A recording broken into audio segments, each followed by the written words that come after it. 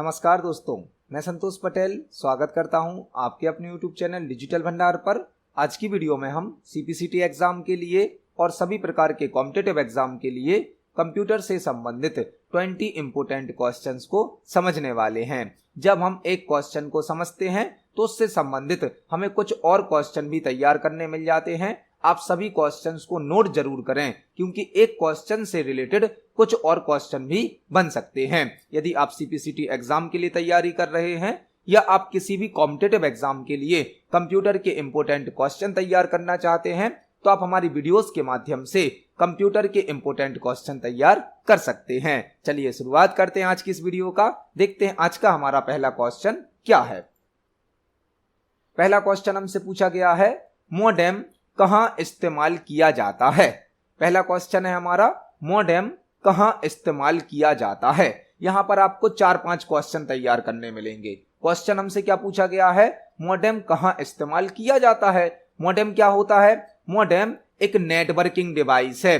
Modem एक communication device है जो कि इंटरनेट को कनेक्ट करने के लिए यूज की जाती है। मोडेम एक कम्युनिकेशन डिवाइस है, एक नेटवर्किंग डिवाइस है जिसके माध्यम से हम टेलीफोन लाइन को कंप्यूटर सिस्टम से कनेक्ट करते हैं। जब हम टेलीफोन लाइन के माध्यम से इंटरनेट कनेक्ट करते हैं तो हमें मोडेम डिवाइस का यूज करना होता है। मोडेम क्या करती है?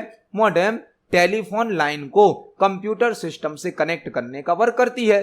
टेलीफोन लाइन से जो एनालॉग सिग्नल आते हैं मोडेम उसको डिजिटल सिग्नल में कन्वर्ट करती है और कंप्यूटर सिस्टम से जो डिजिटल सिग्नल आते हैं उनको एनालॉग सिग्नल में कन्वर्ट करती है। तो मोडेम एक नेटवर्किंग डिवाइस है, एक कम्युनिकेशन डिवाइस है जो कि टेलीफोन लाइन को कंप्यूटर सिस्टम से कनेक्ट करने के लिए यूज की जाती है। मोडेम टेलीफोन लाइन से आने वाले सिग्नल को डिजिटल सिग्नल में बदलती है जो कि एनालॉग सिग्नल होते हैं और कंप्यूटर सिस्टम से आने वाले डिजिटल सिग्नल को वापस एनालॉग सिग्नल में बदल देती है। मोडेम का फुल फॉर्म होता है मॉड्यूलेटर डीमॉड्यूलेटर। मोडेम का फुल फॉर्म क्या होता है? Modulator demodulator. और मोडेम एक ऐसी डिवाइस होती है जो कि इनपुट डिवाइस भी होती है और आउटपुट डिवाइस भी होती है। मोडेम एक ऐसी डिवाइस है जो कि इनपुट डिवाइस भी है और आउटपुट डिवाइस भी है।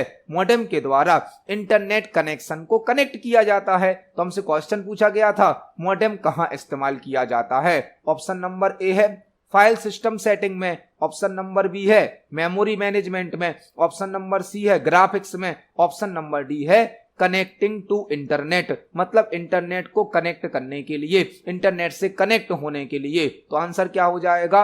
Option number D. मोडेम का इस्तेमाल कनेक्टिंग टू इंटरनेट के लिए किया जाता है, मतलब इंटरनेट को कनेक्ट करने के लिए या इंटरनेट कनेक्शन को जोड़ने के लिए मोडेम का यूज किया जाता है। तो इस क्वेश्चन का सही आंसर हो जाएगा ऑप्शन नंबर डी। देखते हैं हमारे नेक्स्ट क्वेश्चन को।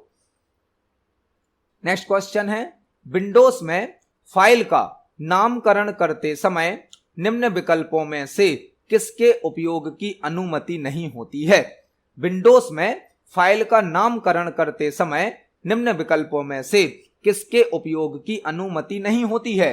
यह क्वेश्चन हमसे विंडोज ऑपरेटिंग सिस्टम से पूछा गया है कि जब आप विंडोज ऑपरेटिंग सिस्टम में किसी फाइल का नाम देते हैं, नामकरण करते हैं मतलब किसी फाइल का नाम देते हैं, तो आप निम्न विकल्प में से किसका उपयोग नहीं कर सकते हैं। जब भी आप कोई फाइल बनाते हैं, उस फाइल को सेव करते हैं, तो फाइल को सेव करते समय आपको फाइल का एक नाम भी देना होता है, वह कहलाता है फाइल का नामकरण। नाम देते समय आप इन ऑप्शन में से किसका यूज नहीं कर सकते हैं, यहां पर आपको बताना है। जब भी हम किसी फाइल को सेव करते हैं तो फाइल का नाम देते समय हम नंबर का यूज कर सकते हैं, लेटर्स का यूज कर सकते हैं, अंडरस्कोर का भी यूज कर सकते हैं, अल्फाबेट का यूज कर सकते हैं, लेकिन जो रिजर्व नेम होते हैं इनका यूज नहीं कर सकते हैं। रिजर्व नेम क्या होते हैं? रिजर्व नेम कुछ ऐसे नेम होते हैं जो ऑलरेडी किसी डिवाइस के लिए यूज किए जाते हैं। कंप्यूटर सिस्टम की इंटरनल वर्किंग में, इंटरनल प्रोसेस में सभी हार्डवेयर डिवाइस के कुछ रिजर्व नेम होते हैं जिनको हम किसी फाइल के नेम में यूज नहीं कर सकते हैं। इन रिजर्व नेम्स को रिजर्व वर्ड भी कहा जाता है। रिजर्व नेम या रिजर्व वर्ड ऐसे वर्ड होते हैं जो ऑलरेडी किसी डिवाइस के लिए यूज किए जा रहे हैं। कंप्यूटर सिस्टम की इंटरनल वर्किंग में इनको ऑलरेडी यूज किया जा रहा है, इसलिए इन नेम का यूज हम फाइल के नेम में नहीं कर सकते हैं। जैसे कि आप अपने कंप्यूटर सिस्टम में CON मतलब कि कौन नेम से कोई भी फाइल फोल्डर क्रिएट नहीं कर सकते हैं। जब आप कोई फाइल सेव करते हैं, कोई फोल्डर बनाते हैं, तो आप CON नाम का यूज नहीं कर सकते हैं। यह एक रिजर्व नेम या रिजर्व वर्ड होता है। तो कंप्यूटर में जो ऑलरेडी नेम या ऑलरेडी वर्ड यूज होते हैं उन्हें कहा जाता है रिजर्व नेम या रिजर्व वर्ड, जिनके नाम से हम कोई फाइल फोल्डर क्रिएट नहीं कर सकते हैं। तो इस क्वेश्चन का सही आंसर हो जाएगा ऑप्शन नंबर ए, रिजर्व नेम से। देखते हैं हमारे नेक्स्ट क्वेश्चन को। नेक्स्ट क्वेश्चन है ब्लैंक रेजोल्यूशन का अर्थ है ब्लैंक गुणवत्ता वाली इमेज। नेक्स्ट क्वेश्चन हमसे पूछा गया है ब्लैंक रेजोल्यूशन का अर्थ है ब्लैंक गुणवत्ता वाली इमेज। यह क्वेश्चन मॉनिटर से संबंधित है। मॉनिटर पर किसी भी ऑब्जेक्ट को जब क्रिएट किया जाता है, शो किया जाता है, तो यहां पर मल्टीपल डॉट या पिक्सल यूज किए जाते हैं। डॉट या पिक्सल, मॉनिटर स्क्रीन पर किसी भी ऑब्जेक्ट को रिप्रेजेंट करने के लिए डॉट या पिक्सल का यूज किया जाता है। पिक्सल की संख्या को रेजोल्यूशन कहा जाता है। मतलब नंबर ऑफ पिक्सल को क्या कहा जाता है? रेजोल्यूशन। जितने अधिक पिक्सल होते हैं उतना अधिक रेजोल्यूशन हो जाता है, जितने कम पिक्सल होते हैं उतना कम रेजोल्यूशन हो जाता है। मतलब पिक्सल की संख्या को कहा जाता है रेजोल्यूशन।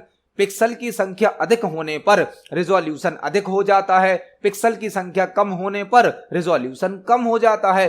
यदि रेजोल्यूशन अच्छा होता है, अधिक होता है, तो इमेज की क्वालिटी भी अच्छी होती है। यदि रेजोल्यूशन कम होता है तो इमेज की क्वालिटी भी लो हो जाती है। हमसे क्वेश्चन पूछा गया है ब्लैंक रेजोल्यूशन का अर्थ है ब्लैंक गुणवत्ता वाली इमेज, मतलब ब्लैंक क्वालिटी की इमेज। ऑप्शन नंबर ए दिया गया है लोअर और हायर। मतलब रेजोल्यूशन कम होगा तो क्या इमेज की क्वालिटी हाई हो जाएगी? यह तो आंसर होगा नहीं। ऑप्शन नंबर बी क्या है? हायर। मतलब हाई रेजोल्यूशन होने पर इमेज की क्वालिटी भी क्या हो जाएगी? हाई हो जाएगी। यही हमारा आंसर है, ऑप्शन नंबर बी। यदि रेजोल्यूशन अधिक होगा, रेजोल्यूशन हाई होगा, तो इमेज की क्वालिटी भी क्या हो जाएगी? हाई हो जाएगी। रेजोल्यूशन जितना अधिक होगा इमेज की क्वालिटी भी उतनी अच्छी हो जाती है। तो इस क्वेश्चन का आंसर हो जाएगा ऑप्शन नंबर बी। जब रेजोल्यूशन हाई होगा तो इमेज की क्वालिटी भी हाई हो जाती है। इस क्वेश्चन का आंसर हो जाएगा ऑप्शन नंबर बी। देखते हैं हमारे नेक्स्ट क्वेश्चन को। नेक्स्ट क्वेश्चन है ब्लैंक एक सॉफ्टवेयर एप्लीकेशन है जो नेटवर्क पर लोगों के समूह का एक साथ काम करने और जानकारी साझा करने में मदद करता है। ब्लैंक एक सॉफ्टवेयर एप्लीकेशन है जो नेटवर्क पर लोगों के समूह का एक साथ काम करने और जानकारी साझा करने में मदद करता है। हमसे क्वेश्चन पूछा गया है कि दिए गए ऑप्शन में से कौन सा एक ऐसा एप्लीकेशन सॉफ्टवेयर है जो नेटवर्क में मल्टीपल यूजर्स के ग्रुप को एक साथ काम करने की और इंफॉर्मेशन को शेयर करने की सर्विस प्रोवाइड करता है। यदि हमें नेटवर्क के माध्यम से किसी एक पार्टिकुलर टास्क पर वर्क करना है और मल्टीपल यूजर्स को उस टास्क में कनेक्ट होना है तो एक प्रकार का सॉफ्टवेयर होता है ग्रुपवेयर सॉफ्टवेयर। ग्रुपवेयर इसके नाम से ही समझ में आ रहा है, जो मल्टीपल यूजर्स के एक ग्रुप को सिंगल टास्क पर वर्क करने की सुविधा देता है और इंफॉर्मेशन को शेयर करने की सुविधा देता है। यदि हमें किसी एक टास्क को मल्टीपल यूजर्स से कंप्लीट कराना है नेटवर्क के माध्यम से, तो एक कॉमन टास्क को नेटवर्क के माध्यम से कंप्लीट करने के लिए ग्रुपवेयर सॉफ्टवेयर यूज किए जाते हैं। ग्रुपवेयर जो कि नेटवर्क में मल्टीपल यूजर्स को एक सिंगल टास्क पर वर्क करने की सुविधा देते हैं और इंफॉर्मेशन को शेयर करने की सुविधा देते हैं। तो इस क्वेश्चन का सही आंसर क्या हो जाएगा? Option number B, groupware. Groupware एक सॉफ्टवेयर एप्लीकेशन है जो नेटवर्क पर लोगों के समूहों का एक साथ काम करने और जानकारी साझा करने में मदद करता है। ऐसे सॉफ्टवेयर जो एक ग्रुप को काम करने की सुविधा देते हैं, एक सिंगल टास्क पर एक ग्रुप एक साथ काम कर सकता है और आपस में जानकारी को शेयर कर सकता है, ऐसा सॉफ्टवेयर कहलाता है ग्रुपवेयर। देखते हैं हमारे नेक्स्ट क्वेश्चन को। नेक्स्ट क्वेश्चन है, एमएस वर्ड में डिफॉल्ट पेज ओरिएंटेशन में पेज की विड्थ पेज की हाइट से ब्लैंक होती है। एमएस वर्ड में डिफॉल्ट पेज ओरिएंटेशन में पेज की विड्थ मतलब की चौड़ाई पेज की हाइट से ब्लैंक होती है। यह क्वेश्चन एमएस वर्ड से पूछा गया है। एमएस वर्ड में पेज ओरिएंटेशन से हमसे क्वेश्चन पूछा गया है। एमएस वर्ड में डिफॉल्ट पेज ओरिएंटेशन में पेज की विड्थ मतलब की चौड़ाई पेज की हाइट से ब्लैंक होती है। यहां पर आपको 2-3 क्वेश्चन तैयार करने हैं। क्वेश्चन किस टॉपिक से संबंधित है? पेज ओरिएंटेशन से।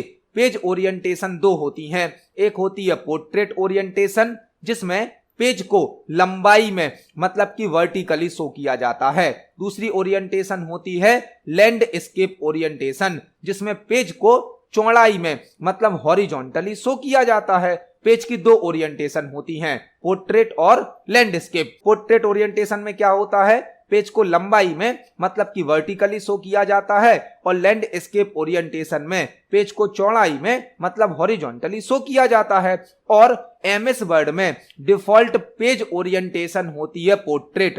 एमएस वर्ड में डिफॉल्ट पेज ओरिएंटेशन कौन सी होती है? पोर्ट्रेट। पोर्ट्रेट मतलब लंबाई में पेज होता है। हमसे क्वेश्चन क्या पूछा गया है? एमएस वर्ड में डिफॉल्ट पेज ओरिएंटेशन में पेज की विड्थ मतलब चौड़ाई पेज की हाइट से ब्लैंक होती है। तो डिफॉल्ट ओरिएंटेशन तो होती है पोर्ट्रेट मतलब लंबाई में पेज यूज होता है तो लंबाई अधिक होगी और चौड़ाई कम होती है। लंबाई अधिक होती है, चौड़ाई कम होती है। किस ओरिएंटेशन में? डिफॉल्ट ओरिएंटेशन में या पोर्ट्रेट ओरिएंटेशन में। जबकि लैंडस्केप ओरिएंटेशन में पेज की चौड़ाई अधिक होती है और लंबाई कम होती है। तो यहां पे आंसर हो जाएगा ऑप्शन नंबर ए। ऑप्शन नंबर ए। पेज की विड्थ पेज की हाइट से लेस होती है मतलब कि कम होती है। तो इस क्वेश्चन का सही आंसर हो जाएगा ऑप्शन नंबर ए। देखते हैं हमारे नेक्स्ट क्वेश्चन को। नेक्स्ट क्वेश्चन है, एमएस वर्ड में ड्रॉप डाउन लिस्ट से निम्नलिखित में से किस सबसे छोटे फॉन्ट आकार को चयनित किया जा सकता है? एमएस वर्ड से एक और क्वेश्चन पूछा गया है। एमएस वर्ड में ड्रॉप डाउन लिस्ट से निम्नलिखित में से किस सबसे छोटे फॉन्ट आकार को चयनित किया जा सकता है? एमएस वर्ड का क्वेश्चन है। एमएस वर्ड में जो फॉन्ट साइज का ड्रॉप एंड डाउन लिस्ट होता है, एमएस वर्ड में फॉन्ट साइज का जो ड्रॉप एंड डाउन लिस्ट होता है उसमें सबसे छोटी या सबसे स्मॉल फॉन्ट साइज कौन सी सिलेक्ट की जा सकती है? यदि आप हमारे प्रीवियस वीडियोस को देख रहे हैं तो आपको इस क्वेश्चन का आंसर जरूर पता होगा। हमने प्रीवियस वीडियोस में फॉन्ट साइज से संबंधित कई प्रकार के क्वेश्चन को तैयार किया है।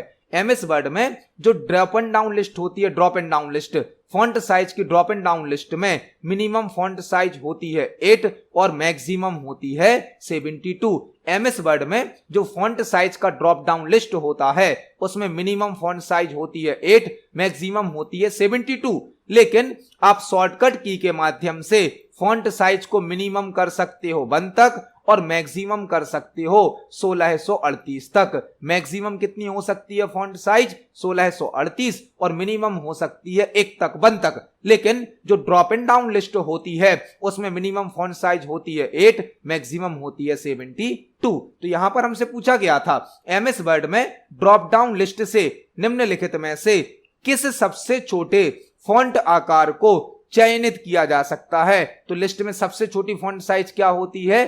8 होती है और सबसे बड़ी क्या होती है लिस्ट में? 72। तो इस क्वेश्चन का सही आंसर हो जाएगा ऑप्शन नंबर सी। इसको हम एमएस वर्ड पर प्रैक्टिकली भी देख सकते हैं। चलते हैं एमएस वर्ड पर।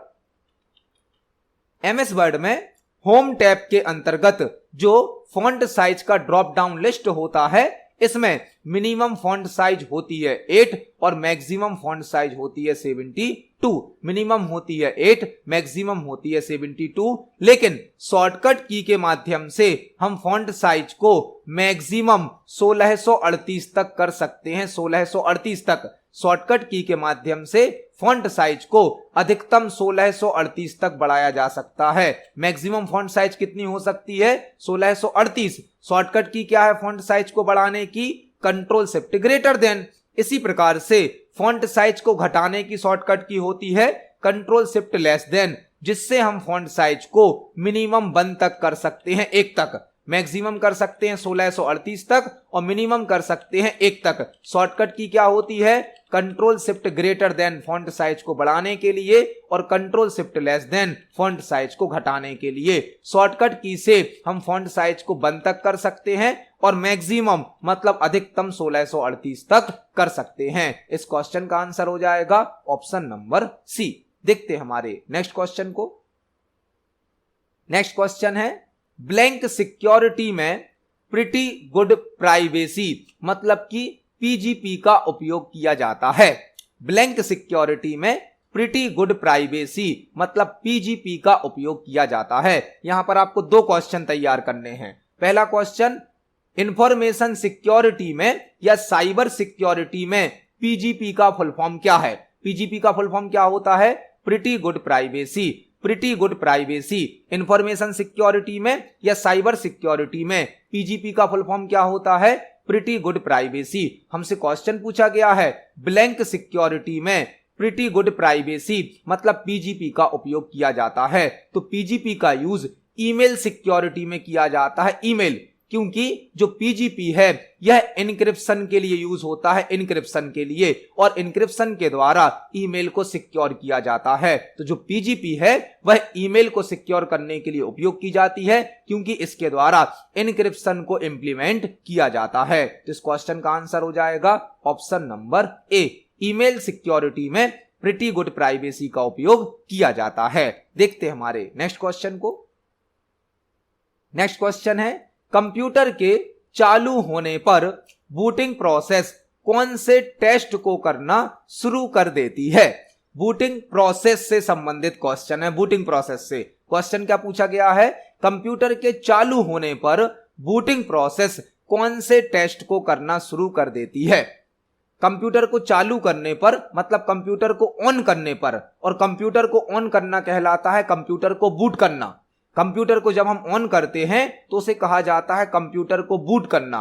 कंप्यूटर को ऑन करना मतलब कंप्यूटर को बूट करना। जब हम कंप्यूटर को बूट करते हैं, ऑन करते हैं, तो एक बूटिंग प्रोसेस रन होती है। बूटिंग प्रोसेस, बूटिंग प्रोसेस में क्या होता है? बूटिंग प्रोसेस में ऑपरेटिंग सिस्टम को सेकेंडरी मेमोरी से प्राइमरी मेमोरी में लोड किया जाता है।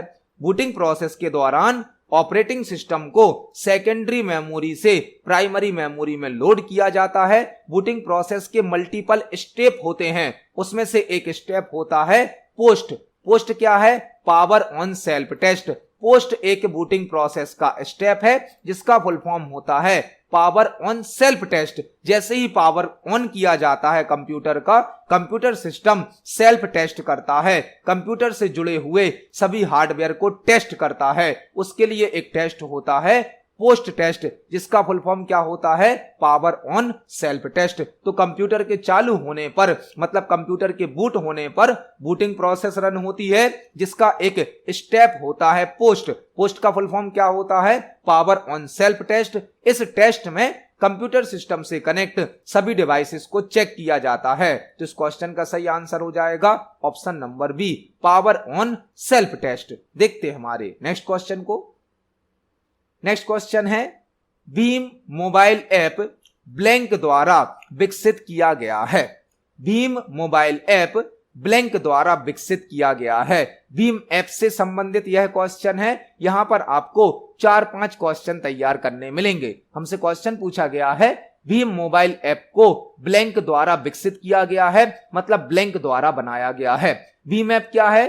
भीम ऐप एक ऐसी ऐप है जो कि यूपीआई के माध्यम से ऑनलाइन मनी ट्रांसफर की सर्विस प्रोवाइड करती है। भीम ऐप के माध्यम से हम यूपीआई के थ्रू ऑनलाइन मनी ट्रांसफर कर सकते हैं। आपको पहला क्वेश्चन तैयार करना है भीम ऐप में भीम का फुल फॉर्म क्या होता है? भीम का फुल फॉर्म होता है Bharat interface for money, Bharat interface for money, Bharat interface for money. Bhim app में भीम का फुल फॉर्म क्या होता है? Bharat interface for money. दूसरा क्वेश्चन आपको तैयार करना है, भीम ऐप का नाम किनके नाम पर रखा गया है?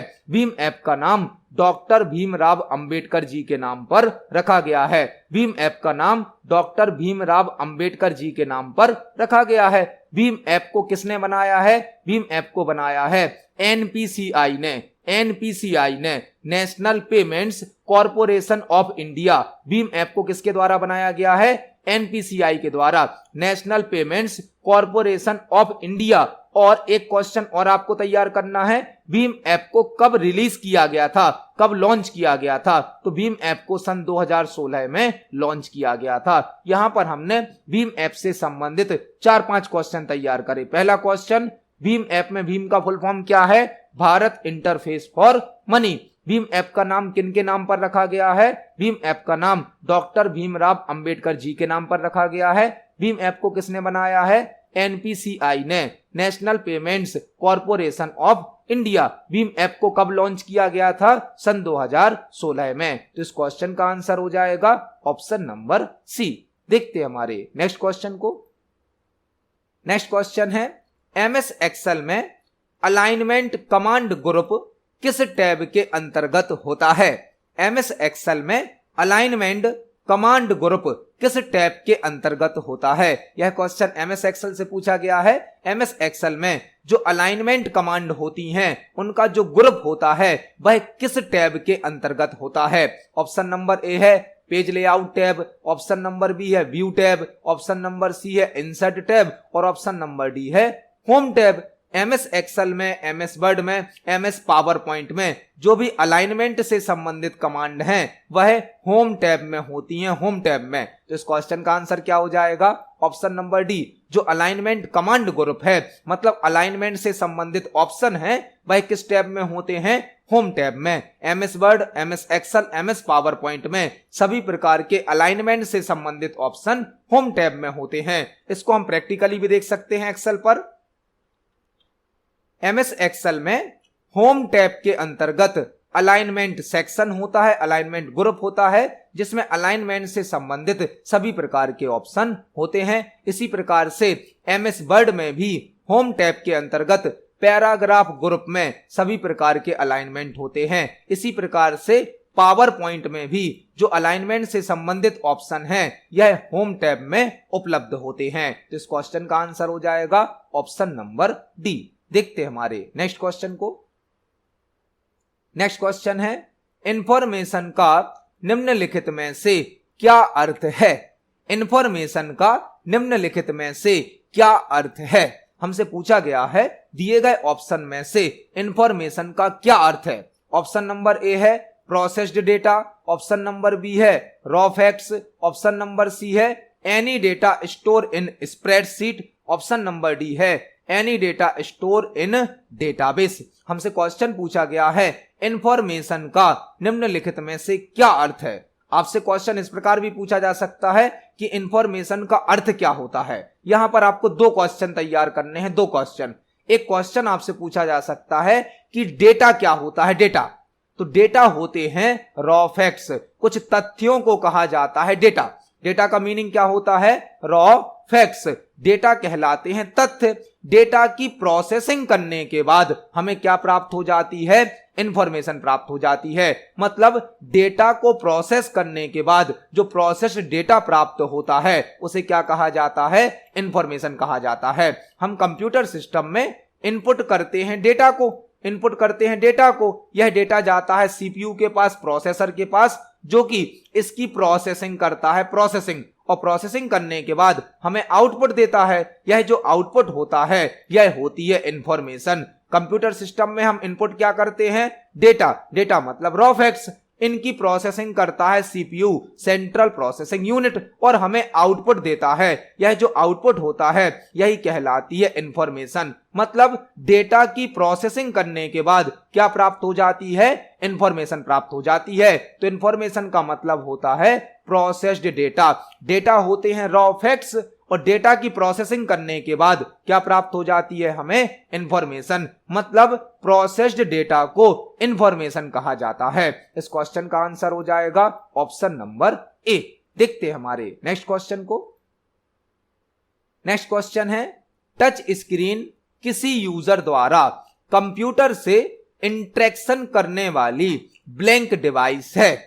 टच स्क्रीन किसी यूजर द्वारा कंप्यूटर से इंटरेक्शन करने वाली ब्लैंक डिवाइस है।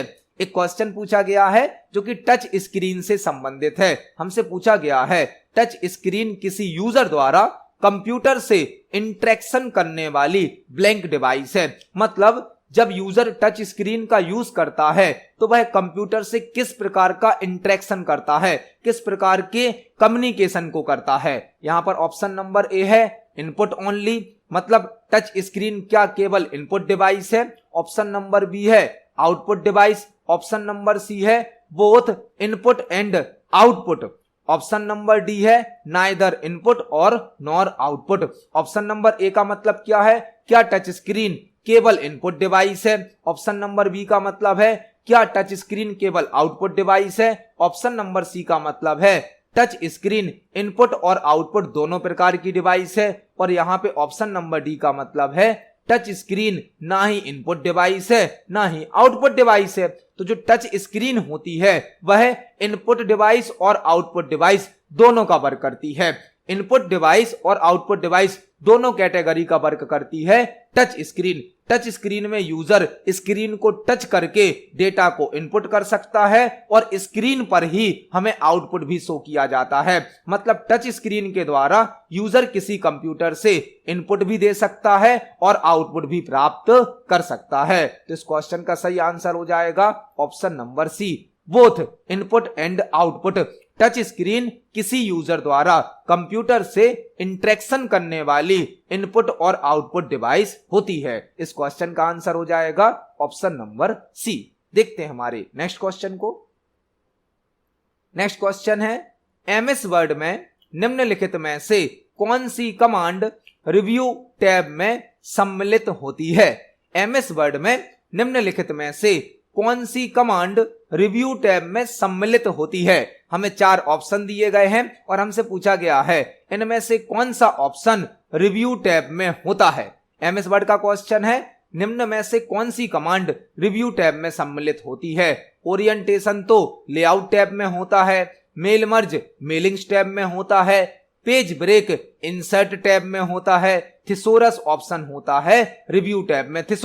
थिसोरस ऑप्शन किस टैब में प्राप्त होता है, रिव्यू टैब में। थिसोरस ऑप्शन करता क्या है, यह ऑप्शन किसी वर्ड का सिनोनिम्स और एंटोनम शो करता है। सिनोनिम्स मतलब पर्यायवाची शब्द, एंटोनम मतलब विलोम शब्द। तो यदि हमें एमएस वर्ड में किसी शब्द के सिनोनिम्स एंड एंटोनम्स फाइंड करने हैं, पर्यायवाची शब्द और विलोम शब्द फाइंड करने हैं, तो हम थिसोरस का यूज करते हैं। यह ऑप्शन रिव्यू टैब में प्राप्त होता है और इसकी शॉर्टकट की होती है shift plus F7। Shift plus F7 thesaurus option की शॉर्टकट की होती है जो कि किसी वर्ड का सिनोनिम्स और एंटोनम शो करता है और यह रिव्यू टैब में प्राप्त होता है। तो इस क्वेश्चन का आंसर क्या हो जाएगा, ऑप्शन नंबर ए। इसको हम एमएस वर्ड पर प्रैक्टिकली देख सकते हैं। चलते हैं एमएस वर्ड पर।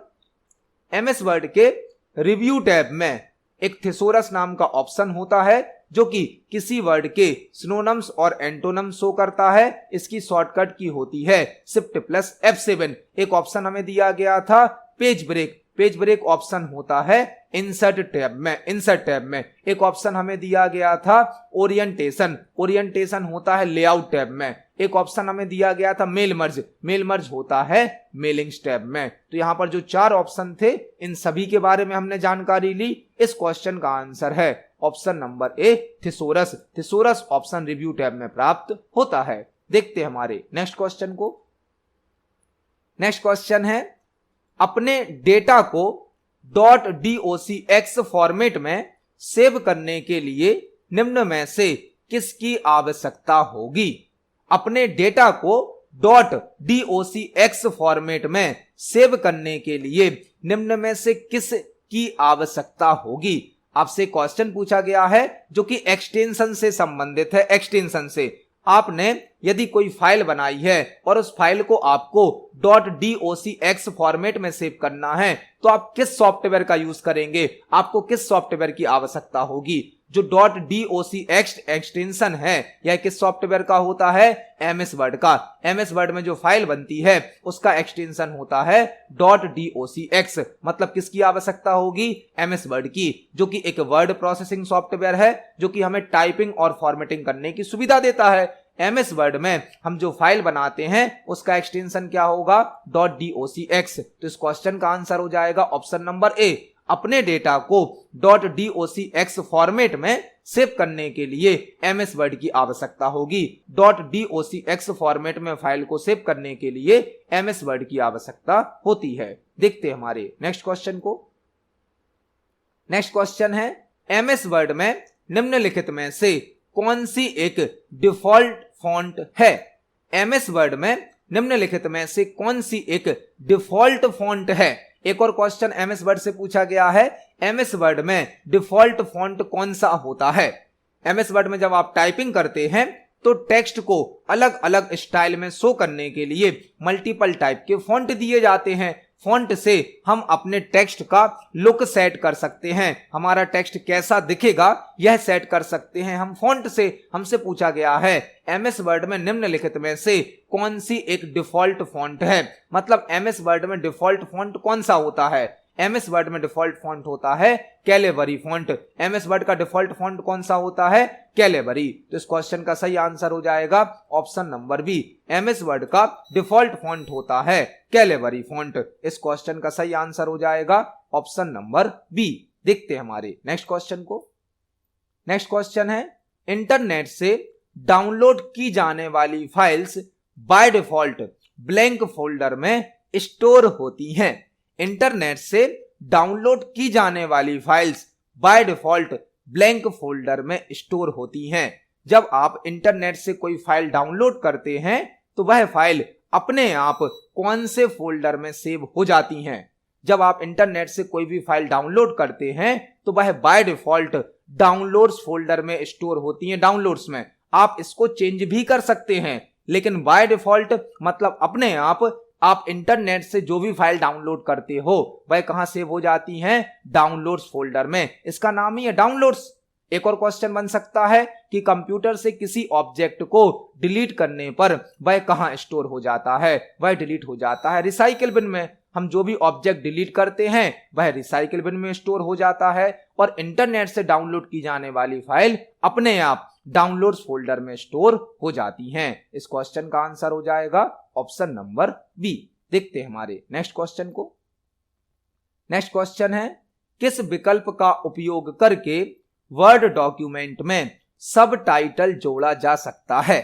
किस विकल्प का उपयोग करके वर्ड डॉक्यूमेंट में सब टाइटल जोड़ा जा सकता है। एक और क्वेश्चन MS वर्ड से मिल गया। यदि आप MS वर्ड में कोई डॉक्यूमेंट बनाते हैं और आपको एक सब टाइटल ऐड करना है तो आप किस ऑप्शन का यूज करेंगे, क्लिपबोर्ड का, स्टाइल्स का, फॉन्ट का या पैराग्राफ का। जब आप MS वर्ड में कोई डॉक्यूमेंट बनाते हैं और आपको अपने डॉक्यूमेंट में किसी टेक्स्ट को हेडिंग बनाना होता है, टाइटल बनाना होता है, सब टाइटल बनाना होता है, तो आपको स्टाइल्स यूज करनी होती हैं। स्टाइल्स MS वर्ड के होम टैब में स्टाइल्स ग्रुप होता है जहां पर हमें हेडिंग, टाइटल, सब टाइटल इस प्रकार के ऑप्शन प्रदान किए जाते हैं। तो यदि हमें एक सब टाइटल को ऐड करना है तो स्टाइल्स ऑप्शन का हम यूज कर सकते हैं। इसको हम MS वर्ड पर प्रैक्टिकली देख सकते हैं। MS वर्ड में होम टैब के अंतर्गत स्टाइल्स ग्रुप होता है जहां पर हेडिंग, टाइटल, सब टाइटल इस प्रकार के कई ऑप्शन हमें प्रदान किए जाते हैं। यहीं पर होता है सब टाइटल। तो इस क्वेश्चन का सही आंसर हो जाएगा ऑप्शन नंबर बी। देखते हैं हमारे नेक्स्ट क्वेश्चन को। नेक्स्ट क्वेश्चन है, MS वर्ड में मेलिंग टैब के क्रिएट ग्रुप में कितने विकल्प मौजूद होते हैं। MS वर्ड का एक और क्वेश्चन, MS वर्ड में मेलिंग टैब में क्रिएट ग्रुप के अंदर कितने विकल्प मौजूद होते हैं। मतलब MS वर्ड का जो मेलिंग टैब होता है उसमें क्रिएट ग्रुप के अंदर कितने ऑप्शन होते हैं। मेलिंग टैब क्या है, मेलिंग टैब MS वर्ड का एक इंपोर्टेंट टैब है जिसके द्वारा हम मेल मर्ज ऑप्शन का यूज कर सकते हैं। और मेल मर्ज एमएस वर्ड का एक बहुत ही स्पेशल फीचर है, पावरफुल फीचर है, जो कि एक समान जानकारी को कई लोगों के साथ शेयर करने की सुविधा देता है। जब हमें एक ही प्रकार की जानकारी कई लोगों के साथ शेयर करनी होती है तो हम मेल मर्ज का यूज करते हैं। मेल मर्ज के द्वारा हम लेटर बना सकते हैं, लेबल बना सकते हैं, एनवेलप बना सकते हैं। और मेल मर्ज का यूज करने के लिए मेलिंग टैब का यूज किया जाता है। हमसे क्वेश्चन पूछा गया है, मेलिंग टैब के क्रिएट ग्रुप में कितने ऑप्शन होते हैं? वहां पर होते हैं 2 ऑप्शन, एक होता है एनवेलप्स और एक होता है क्रिएट। मेलिंग टैब के अंदर जो क्रिएट ग्रुप होता है वह फर्स्ट ग्रुप होता है। इसमें 2 ऑप्शन होते हैं, एक होता है एनवेलप और एक होता है लेबल्स। तो इस क्वेश्चन का आंसर होगा ऑप्शन नंबर बी। इसको हम एमएस वर्ड पर प्रैक्टिकली देख सकते हैं। चलते हैं एमएस वर्ड पर। एमएस वर्ड के मेलिंग टैब में फर्स्ट ग्रुप होता है क्रिएट, जिसमें 2 ऑप्शन होते हैं, एक होता है एनवेलप्स, दूसरा होता है लेबल्स। 2 ऑप्शन या 2 विकल्प यहां पर होते हैं। देखते हैं हमारे नेक्स्ट क्वेश्चन को। नेक्स्ट क्वेश्चन है, एमएस वर्ड में किसी डॉक्यूमेंट को खोलने पर इंसर्शन पॉइंट की स्थिति क्या होती है? एमएस वर्ड में किसी डॉक्यूमेंट को खोलने पर इंसर्शन पॉइंट की स्थिति क्या होती है? एक और क्वेश्चन एमएस वर्ड से पूछा गया है, क्योंकि अभी जो नवंबर वाला एग्जाम हुआ था उसमें सबसे ज्यादा क्वेश्चन पेपर में एमएस वर्ड से पूछे गए थे। तो हमने भी अपनी वीडियोस में पेपर में जो पुराने क्वेश्चन आए हैं उन सभी क्वेश्चंस को सिलेक्ट किया है। एमएस वर्ड का एक और क्वेश्चन मिला है, एमएस वर्ड में किसी डॉक्यूमेंट को खोलने पर इंसर्शन पॉइंट की स्थिति क्या होती है? इंसर्शन पॉइंट का मतलब क्या होता है? इंसर्शन पॉइंट का मतलब यह है कि जब आप अभी कोई भी टेक्स्ट टाइप करेंगे तो वहीं पर टाइप होगा जहां पर आपका इंसर्शन पॉइंट है। इंसर्शन पॉइंट का मतलब होता है कर्सर। इंसर्शन पॉइंट का मतलब क्या है? कर्सर। जहां पर आपका कर्सर होगा वहीं पर आप टेक्स्ट को इंसर्ट कर सकते हो, टेक्स्ट को टाइप कर सकते हो। तो कर्सर को ही कहा जाता है इंसर्शन पॉइंट। और हमसे क्वेश्चन क्या पूछा गया है? एमएस वर्ड में किसी डॉक्यूमेंट को खोलने पर इंसर्शन पॉइंट की स्थिति क्या होती है? ऑप्शन नंबर ए है bottom corner of the page. क्या आपका इंसर्शन पॉइंट मतलब आपका कर्सर पेज के बॉटम कॉर्नर में होता है? ऑप्शन नंबर बी है top right corner of the page. Page के टॉप राइट कॉर्नर पर होता है। ऑप्शन नंबर सी है top left corner of the page. आपका कर्सर पेज के लेफ्ट टॉप कॉर्नर पर होता है। या ऑप्शन नंबर डी है bottom right corner of the page. जब आप एमएस वर्ड में कोई फाइल बनाते हैं या कोई फाइल ओपन करते हैं तो इंसर्शन पॉइंट आपको बाय डिफॉल्ट कहां मिलता है? Top left corner of the page. हमारा जो पेज होता है इस पेज में बाय डिफॉल्ट हमारा कर्सर टॉप लेफ्ट कॉर्नर पर आता है। मतलब इस क्वेश्चन का आंसर क्या होगा? Option number C. Insertion point में आपको कंफ्यूज नहीं होना है। इंसर्शन पॉइंट का मतलब होता है कर्सर, और बाय डिफॉल्ट जो हमारा कर्सर होता है वह टॉप लेफ्ट कॉर्नर में होता है। इसको हम प्रैक्टिकली देख सकते हैं। यह हमारा एमएस वर्ड सॉफ्टवेयर है। आप देख सकते हैं बाय डिफॉल्ट पेज में हमारा कर्सर कहां शो हो रहा है? टॉप लेफ्ट कॉर्नर पर। टॉप लेफ्ट कॉर्नर में हमारा कर्सर बाय डिफॉल्ट शो होता है। और कर्सर को ही कहा जाता है इंसर्शन पॉइंट, क्योंकि यदि हम कोई टेक्स्ट इंसर्ट करेंगे, कोई टेक्स्ट ऐड करेंगे तो वही होगा जहां पर हमारा कर्सर होता है या जहां पर हमारा इंसर्शन पॉइंट होता है। तो इस क्वेश्चन का आंसर हो जाएगा ऑप्शन नंबर सी। देखते हैं हमारे नेक्स्ट क्वेश्चन को। नेक्स्ट क्वेश्चन है फाइल एक्सटेंशन .wma का फुल फॉर्म क्या होता है? फाइल एक्सटेंशन WMA का फुल फॉर्म क्या होता है? यह क्वेश्चन एक्सटेंशन से संबंधित है। हमें एक एक्सटेंशन दिया गया है .wma और हमसे पूछा गया है इसका फुल फॉर्म। .wma का फुल फॉर्म होता है Windows media audio. Windows media audio. .wma एक ऑडियो फॉर्मेट होता है, एक ऑडियो फाइल एक्सटेंशन होता है जिसका फुल फॉर्म होता है विंडोज मीडिया ऑडियो। .wma का फुल फॉर्म होता है विंडोज मीडिया ऑडियो। तो इस क्वेश्चन का सही आंसर हो जाएगा ऑप्शन नंबर बी। .wma का फुल फॉर्म होता है विंडोज मीडिया ऑडियो। तो आज की वीडियो में हमने सीपीसीटी एग्जाम के लिए और सभी प्रकार के कॉम्पिटिटिव एग्जाम के लिए कंप्यूटर से संबंधित 20 इंपोर्टेंट क्वेश्चंस को समझा। आप इन सभी क्वेश्चंस को पढ़ें, समझें। यदि आपका कोई क्वेश्चन है, कोई डाउट है तो कमेंट सेक्शन में जरूर पूछिए। वीडियो पसंद आती है तो वीडियो को लाइक करें, ज्यादा से ज्यादा शेयर करें। मिलते हैं अगली वीडियो में। धन्यवाद।